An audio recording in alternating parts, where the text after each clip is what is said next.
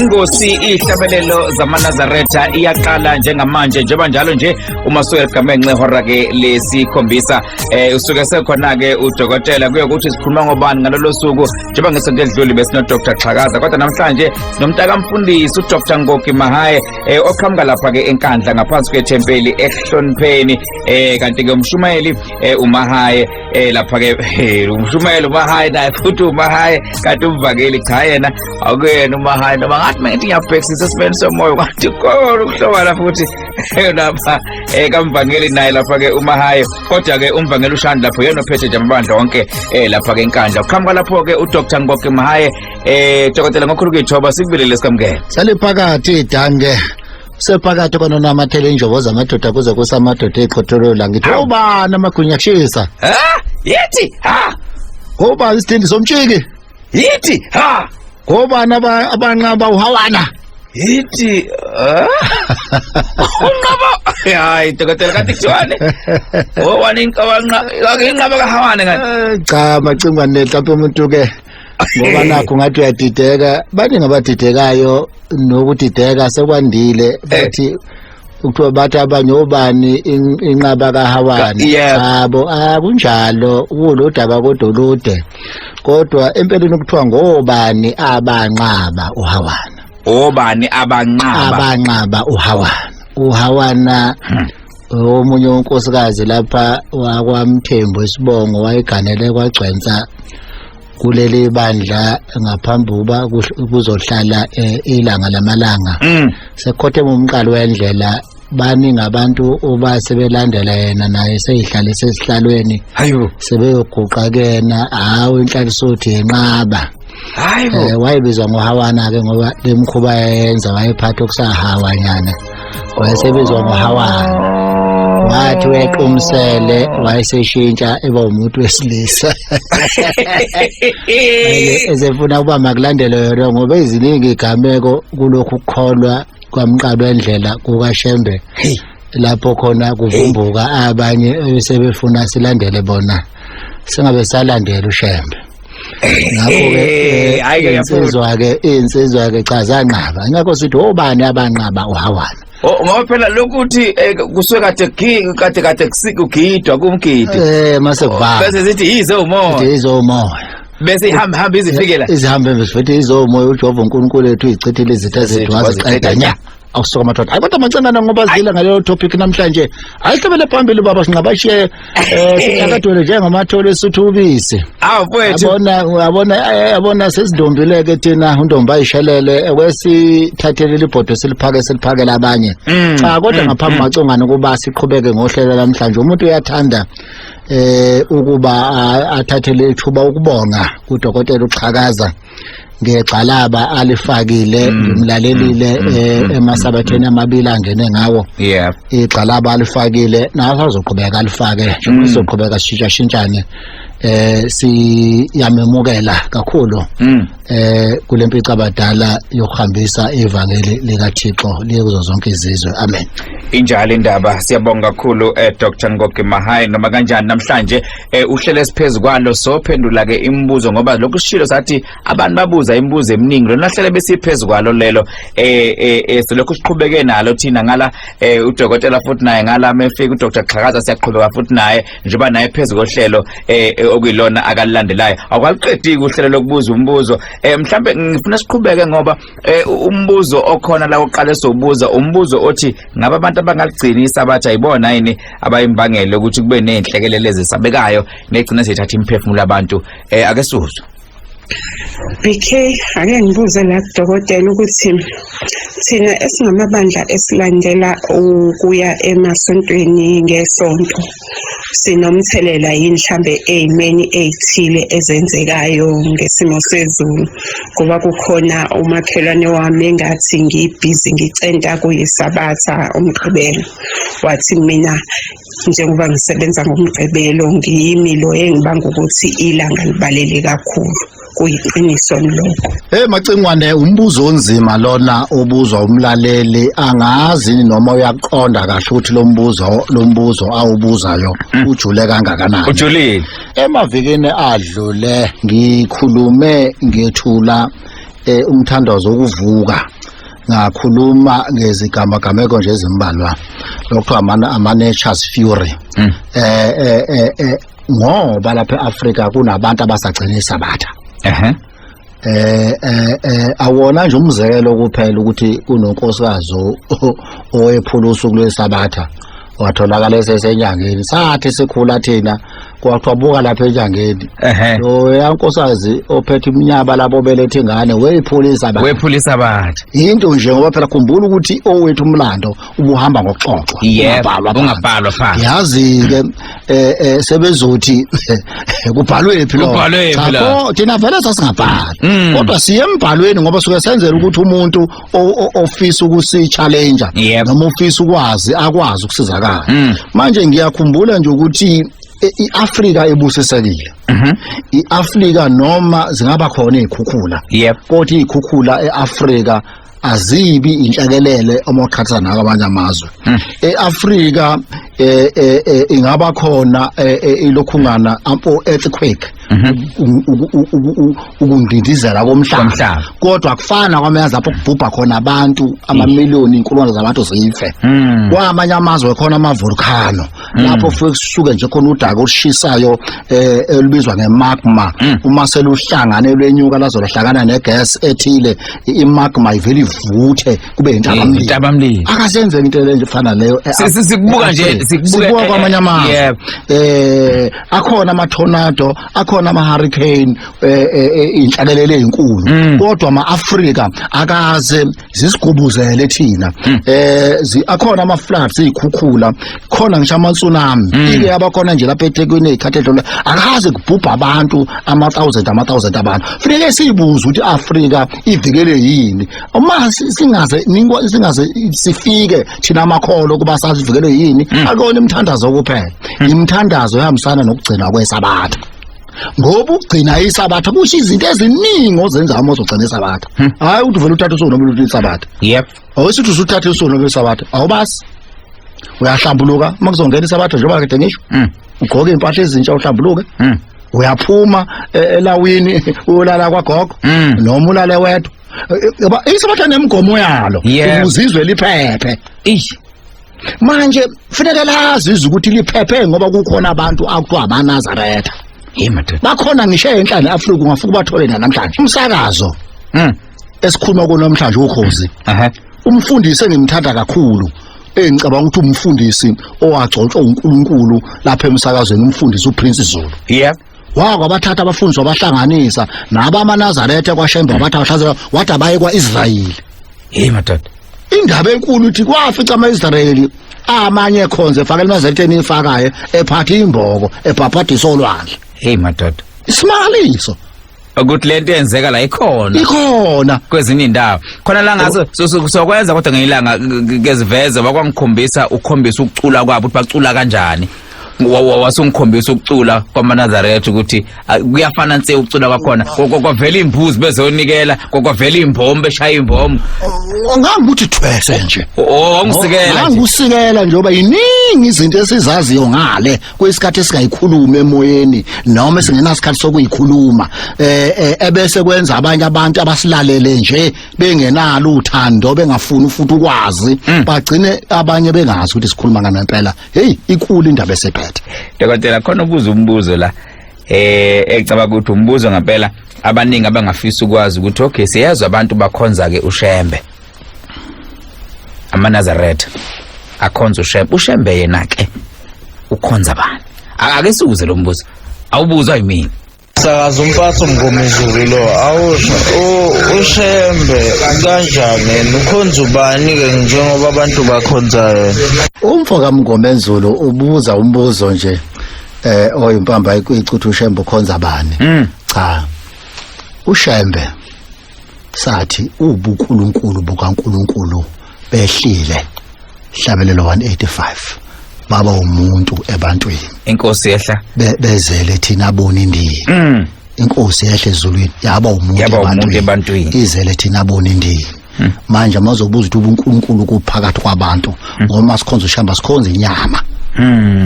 kunobungcwele esithi bone sithi ubuShembe igama lethi Shembe ngasho ukuthi akusona isibongo umoya ongcwele Umoya wehlela ongcwele. umzazela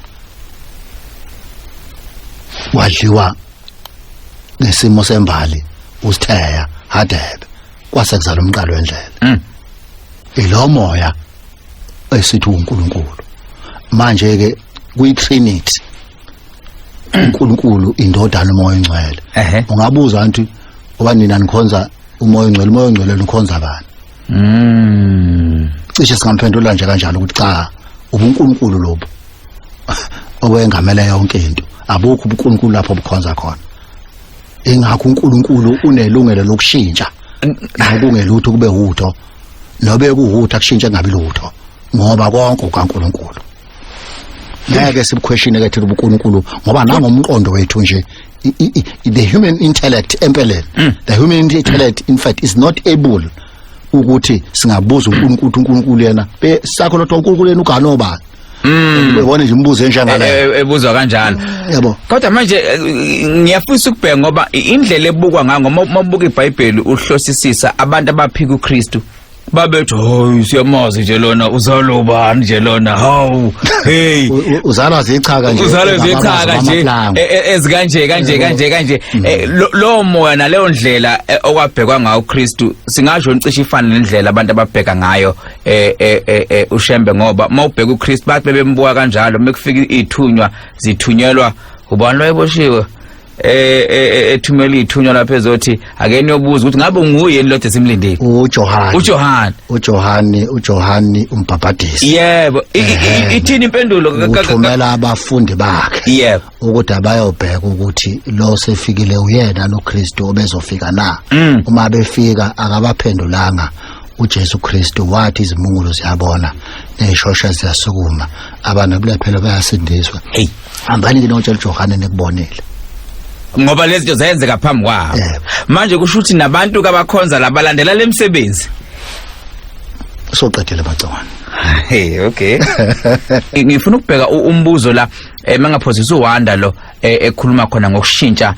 kwensuku mesikhuluma ngephasika ukuthi iphasika lihambe libe mhlawumbe ukuthi lishintshe insuku lishintshana kuye ngokuthi imuphi unyaka kodwa khona indlela ayibeke ngayo ke simuzo ngiyakubingelela lapho kwaMchunu ngiyakubingelela amacengwane ukhuluma njengamanje uWanda wakaNdlovu ngise-France ePietermaritzburg la emzini emisha bengifisa boMahaya angicwaningelela angibhekelela ukuthi lento yephasika amacengwane njengoba izinsuku zakhona zishintsha njalo kangaka kungabe kuqhamukaphi ngoba ngima ngilalela kahle uma ubaMahaya khona la akaveza khona asivezela ukuthi ukusuka ukuthi kukhonjwe ngesonto kuqhamukaphi nama ngithi ngiyabheka la ayingeka ngitholi kahle lensuku zephasika ukuthi silandelwa ngokuyikona yini kwama ngibheka uLeviticus 23 uverse 5 uthi ngenyanga yokuqala ngokubona kwami uJanuary loyo ngosuku lwe-14 kuyiphasika ntambama ngiyaphinda futhi ngenyanga yokuqala ngosuku lwe-14 kuliphasika ntambama ngiyaxakeka ke bandla ngiyadideka kakhulu ukuthi leli phasika elishintsha njalo balithathaphi ngibonga uBaMahaya sazongiphendula ngiyabonga ngicabanga ukuthi bengiya khona ngiyavumelana noGatsheni lapha eMgungundlovu ngivumelana naye kakhulu angithi kuthe amase sikhanda thina ezethe insuku siqondanisa nezinsuku ezazivele zikhona nekhalenda yayivele ikhona kudunyiswa leThixo ngalezo nsuku kwabe ke sekushintshwa nje sekushintshwa kuneba kodwa isenzo sangashintsha ngakho ke uqinisile nje amayikhuluma kanje cisha wonke nje amakholwa ngokuhlukahlukana kwawo ngamabandla ngokuhlukahlukana nayinkolo ngokuhlukahlukana imvamisa ama sesihlangane sonke ngoba siyahlangana sixoxe sihlazi iBhayibheli sizivumelana ukuthi cha ukushintsha kwensuku zika Good Friday kwabantu nje kwamakhalenda kwabantu kwasemhlabeni achaza udlula ukuthi ubani owenza lokho wazi washa umthetho ukuthi ongeza ukuyenza lento aqhubeke nale ndlela uKristu afundise ngayo akaboshwe ngoba wathi yena usephendukile useyikholo useyumKristu kwayena uConstantinople uConstantine washintsha iRome ebiza ngeConstantinople waqamba ngayo wathi Constantinople kodwa yena uConstantine kodwa ke macengwane sibe silithola ithuba kahle ngoba kuningi engathi siyakubiza size silwe ngakho mhlawumbe siphambane kanti siphambana ngento besiyitshelwe ivela abacindezeli ukuthi lento mayime kanje manje ke njalo bese siphambana ngento besivele siyitshelwe abantu abangompheki uKristu ngoba ngikhathi uKristu ebethelwa abaJuda yebo kwakuprofetiwe ukuthi kokwenza njalo kodwa abagcinanga ngombetha phela baqhubeka bayisonke imithetho ayibekile bayenza ngendlela izosutha bona nesikhathi sabo ngakho ke neinsuku ezifana nogudi nobani yonke lento njengokuthi uFather Christmas nobani bani uma usugxila kakhulu uyabona usugxila kakhulu uyabona ukuthi hawu kanti inkosi usathana uqobo wena uboni kodwa lento ibizwa kahle kodwa isihle manje inombala ebukhazi lapha ngesisho litholakala lapha ngoba sisemsakazweni sihloniphe yona ke kuningi abantu abamnyama uthi amasesimbulelwa ngakho kodwa weshela ushembe ngathi hayi abafana bami baseyikoleni bayeza bazofika beyihlole imbhalo bazohlola imbhalo bayeza wathi ngibabekile abafana bami kodwa wathi ngiyichithile lento akasekho ubuye ucishe lo mlilo ubasiwe kodwa manje angazi ngoba sake sathi sikhuluma kweminye emhlangano esiba nawo nje mesuke ehlelela yona ingosi lena wazokhuluma ngisho ngeensuku lezi inyanga ukuthi inyanga kahle kahle ngathi zazingayena u12 zazi u10 sihlaba umkhosi ngoba labo October kusuka ko-Oct kusho 8 labo on November kusuka ko-Nono okusho 9 labo December kusuka ko-December kusho 10 uyabona ke lo bani njalo kodwa sokuchaza ngelilanga uyokubona ukuthi cha kwabe sekwezwa i-reshuffling ngathuka kambona ukuthi hey kanti u8 u-Oct usho 8 kodwa kulungile teketela mhlamba asibheke ngingimthandile uSamson Lubisi ngoba ulapha eMaputo uthi uyalithokozela kakhulu uhlelo uzuveza ngisho umlando ukuthi ngo1940 inkolo eNazaretha besikhona lapha eMaputo kodwa ke simuso ithende lomcimbi ayelusinika ulwazi olukhulu siyabonga nakudokotela ngalolu lwazi asipha lona ngamasabatha njalo sithi nje abantu uNkulunkulu ake abathande abavula amehlo bambone lo Shembe lo khulumayo uSamson ngakwaubisi la eMozambique eMaputo eVuman Temple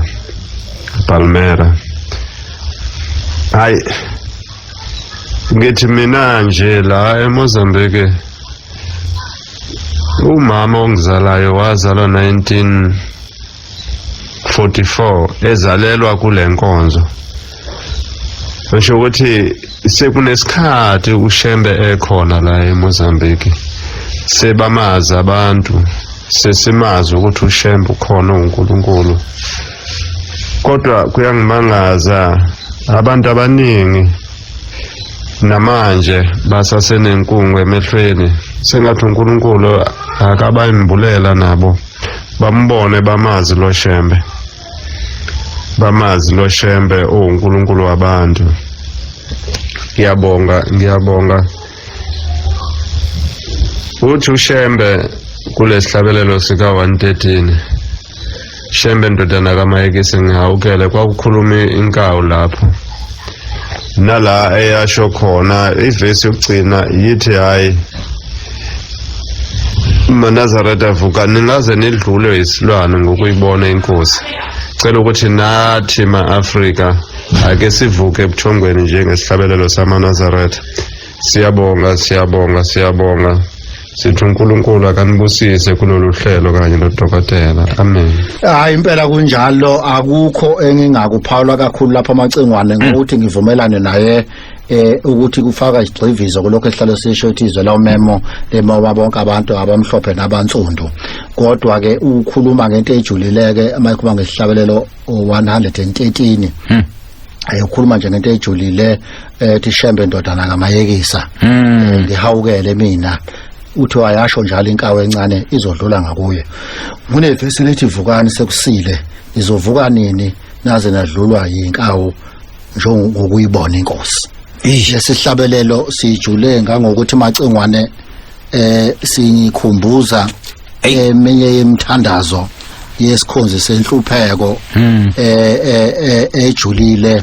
lapha ethi khona namhlanje igama lethu liphenduke igama lokuhlekisa siyabulawa singenambuzeli siyadliwa singenambuzeli amadodakazi ethu bawangcolisile singenambuzeli nomkethu basishile singenambuzeli awesethi buyela kithi inkosi yomusa nesihawu nxa sewujabhile ngathi thokoza ngathi namhla izulu nesibhakabhaka kusezandleni zakho akukho kwehlula wena siyavuma Nkosi mabizwa sabela kithi sibuthe echithekeni kwethu ngomsa wakho asisisena sithunzi namadodana ethu ngenxa yokutshingwa kwethu nguwe lamazwi abhlungu ngoba khona kuhambe athi khona ngomthandazo wakhe asinazinkuni namhla sizithenga ngemali asinamanzi nawo ukuhlamba izandla zethu sihlamba ngezinyembezi zomkethu namadodakazi ethu abasikhalela ngazo osizini esingena kubasiza ngalutho kulo Nkosi siyavuma umthandazo lona uShembe waye ubhekise kubacindezele ngqo lapho khona abantu babithi babe bashiya amakhaya bashiya umngabo namadodakazi abo abanye baze baphumele ngaphandle abanye bagwetsha intambo babulawe kulelizwe babulawe ukuthi bakhulume iqiniso lokulelwa izwe labo manje lamazwi ayisho umqalo wendlela abuhlungu ngoba khona lapho khona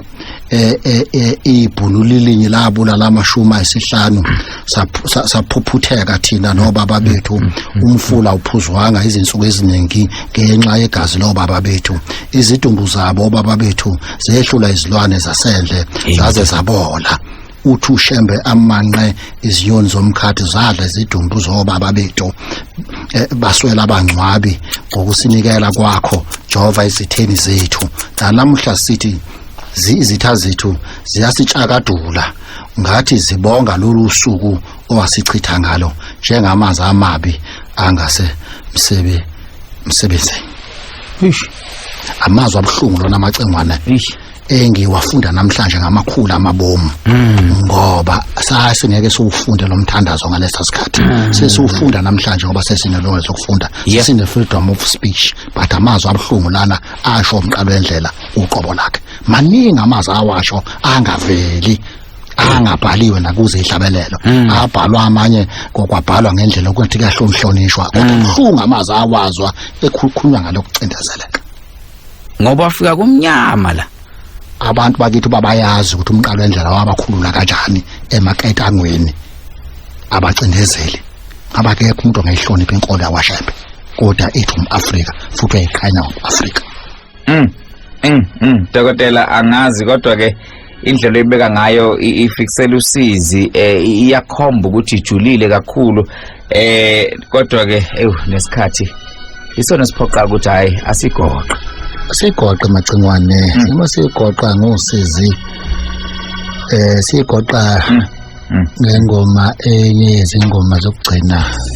ezaqoshwa uLucky Dube wayeduma umhlaba wonke nakwamanye amazwe madoda sigoqa ngayo ngoba wathi mayifika kwamanye amazwe aphesheya wabuzwa ngoNkulunkulu waseAfrika uShembe kwamnika i-challenge lokho ngoba wayesecabanga ukuthi ukwaze konke abanye abantu abangakujabulela amahambela amazweni abo kodwa egcineni wabizwa ngoNkulunkulu wasezweni lakhe nohambisana nesiko lakhe yebo ngoba uthi ngathi mawuvela uthi ngathi bezikhona izinkolo kukhona futhi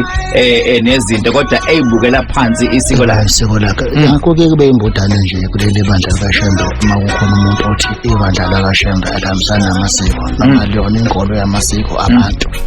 singazi-ke yena ukuthi-ke ufike kanjani kuleli bandla bathi esikhulele khona esacelwa khona sazalwa khona sakhulela khona siyahlonipha kakhulu isiko lomuntu omnyama siyalenza ngakho sigida senza yonke into ngoba